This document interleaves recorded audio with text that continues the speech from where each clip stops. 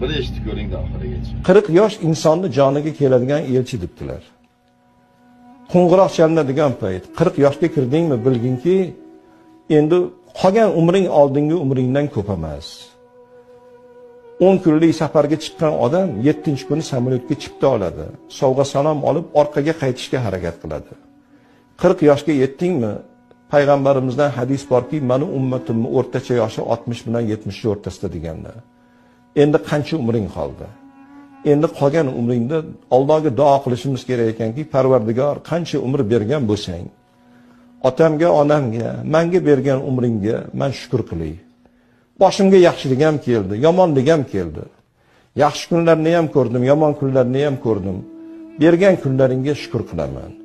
Endi qancha umrim qoldi? Qachon meni jonimni olasan? Omonatni qanaqa qilib olasan men bilmadim. Lekin qolgan umrimni yaxshi amallarni qilishga ilhomlantirgan. İlhom bergin, men faqat yaxshi ishlar qilay, orqamdan yaxshi taassurotlar qolsin deb duo qilinglar.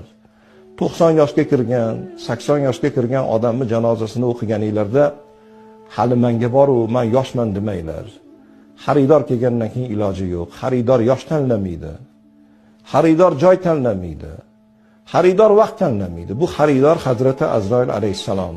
Kimga 80 da keladi, kimga 100 da, kimga 18, kimga 20. Xaridor kelgandan keyin 1 soat oldinga emas, 1 soat orqaga emas. Omonatni bermasdan ilojing yo'q. Lekin omonatni topshirganingdan keyin ham orqangdan yaxshi taassurotlar qolsin.